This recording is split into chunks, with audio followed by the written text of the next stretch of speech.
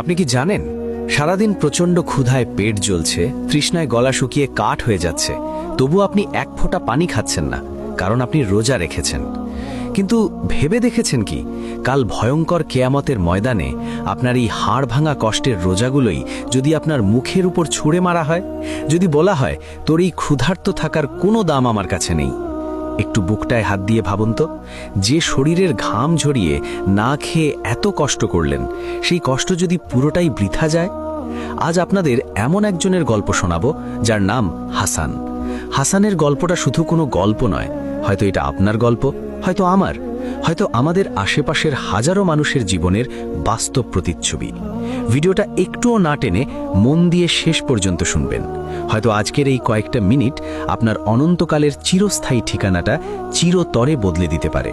হাসান এলাকার সবার চোখে খুব ভালো একটা ছেলে, কারো সাথে পাচে নেই, মানুষের উপকার করে, মুখে সবসময় একটা মিষ্টি হাসি লেগেই থাকে।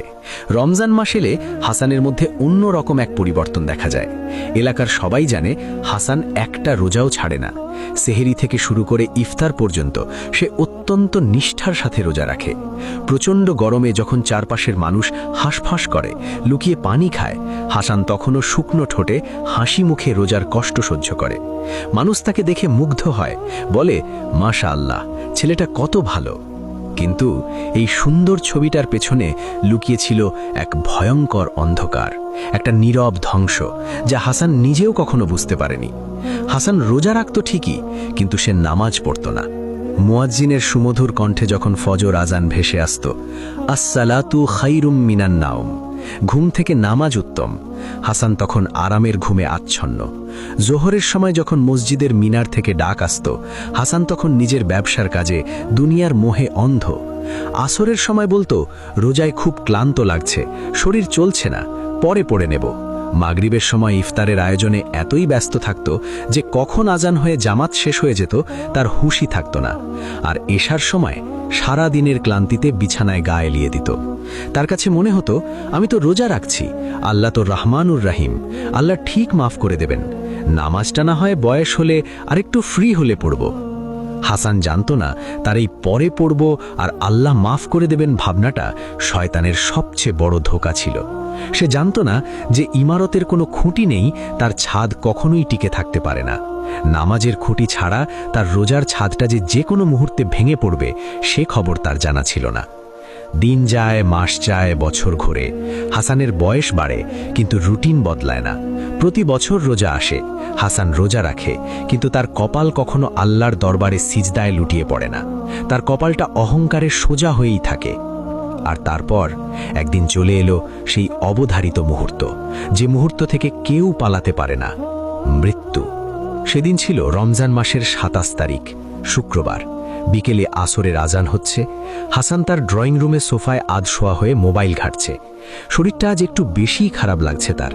বুকের বাঁ পাশটায় চিনচিনে একটা ব্যথা। সে ভাবল সারাদিন রোজা রেখেছে তো, তাই হয়তো গ্যাসের ব্যথা হচ্ছে। হঠাৎ বুকের ব্যথাটা যেন কয়েক হাজার গুণ বেড়ে গেল। মনে হলো যেন কেউ তার বুকের ভেতর একটা ধারালো বর্ষা ঢুকিয়ে দিয়েছে। হাসানের হাতের মোবাইলটা ছিটকে পড়ে গেল মেঝেতে। সে চিৎকার করতে চাইল, কিন্তু গলা দিয়ে কোনো শব্দ বেরোলো না। তার চোখ দুটো কোটর থেকে বেরিয়ে আসতে চাইল, তার শ্বাস আটকে আসতে লাগলো। হাসান বুঝতে পারছে না কি হচ্ছে। সে হাত পা ছুটছে, তার মনে হচ্ছে তার শরীরের প্রতিটি শিরা, প্রতিটি উপশিরা যেন কেউ চিমটে ধরে টেনে ছিঁড়ে ফেলছে। মাথার তালু থেকে পায়ের তলা পর্যন্ত এক অবর্ণনীয় যন্ত্রণা। এই যন্ত্রণা তো দুনিয়ার কোনো রোগের নয়। তখনই তার চোখের সামনে ভেসে উঠল এক অদ্ভুত, বিশাল এবং ভয়ঙ্কর অবয়ব, মালাকুল মৌত, আজরাইল। তার চেহারা এত ভয়ঙ্কর ছিল যে দুনিয়ার কোনো মানুষ সে দৃশ্য সহ্য করতে পারবে না। আজরাইলের দিকে তাকিয়ে হাসানের কলিজা শুকিয়ে কাঠ হয়ে গেল। সে বুঝতে পারল তার সময় শেষ, তার দুনিয়ার জীবনের খাতা চিরতরে বন্ধ হয়ে যাচ্ছে। হাসান কাঁদতে চাইল, বলতে চাইল, আমাকে আরেকটু সময় দাও, আমি আজ মাগরিবের নামাজটা পড়ব, আমাকে শুধু একটা সিজদা দেওয়ার সুযোগ দাও। কিন্তু না, সময় কারো জন্য অপেক্ষা করে না। আজরাইল তার আত্মাকে এমনভাবে টেনে হিঁচড়ে বের করতে লাগলেন, যেমন কাঁটাযুক্ত ডাল থেকে ভেজা তুলা টেনে বের করা হয়। হাসানের সমস্ত শরীর একটা ভয়ঙ্কর খিঁচুনির শিকার হলো। আর তারপর সব শেষ, নিখর হয়ে পড়ে রইল হাসানের দেহ। হাসান আর নেই। ইফতারের জন্য সাজানো থালাটা পড়েই রইল। যে মুখে সে একটু পর শরবত তুলে দিত, সেই মুখ এখন ফ্যাকাশে, নিষ্প্রাণ। চারিদিকে কান্নার রোল পড়ে গেল। আত্মীয় স্বজনরা ছুটে এলো। সবাই বলছে, আহারে, ছেলেটা রোজা মুখে মারা গেল, কত পুণ্যবান। দুনিয়ার মানুষের চোখে হাসান সৌভাগ্যবান।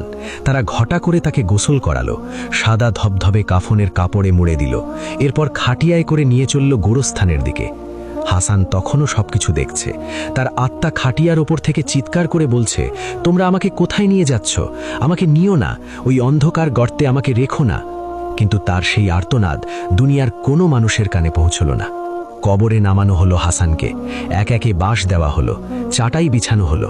এরপর ঝুপ ঝুপ করে পড়তে লাগলো মাটি। চিরকালের জন্য দুনিয়ার আলো থেকে বিচ্ছিন্ন হয়ে গেল সে। আত্মীয় স্বজন, বন্ধুবান্ধব যারা তাকে এত ভালোবাসত, তারা সবাই তাকে ওই ঘুটঘুটে অন্ধকার গর্তে একা ফেলে চলে যেতে লাগলো। কবরের ভেতর ঘুটঘুটে অন্ধকার। হাসান শুনতে পাচ্ছে তার প্রিয়জনদের জুতোর আওয়াজ, যা ধীরে ধীরে দূরে মিলিয়ে যাচ্ছে।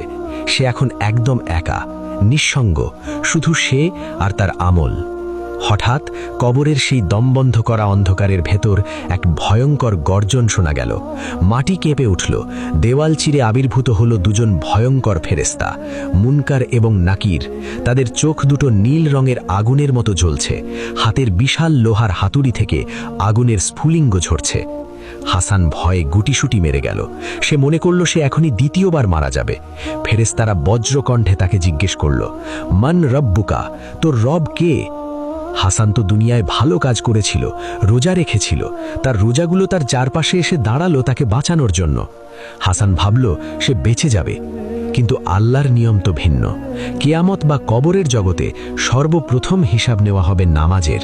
ফেরেশতারা তার আমল নামার দিকে তাকালো।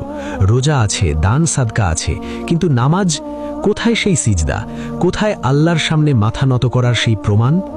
খুঁটির অভাবে যেমন বিল্ডিং ধসে পড়ে, তেমনি নামাজের অভাবে হাসানের সমস্ত রোজার সওয়াব নিমিষেই ধুলোয় মিশে গেল। ফেরেশতারা রেগে গর্জে উঠল। যে ব্যক্তি তার রবের সামনে দুনিয়াতে মাথা নত করেনি, তার কোনো আমল আজ গ্রহণ করা হবে না। হাসান বুঝতে পারল সে শেষ।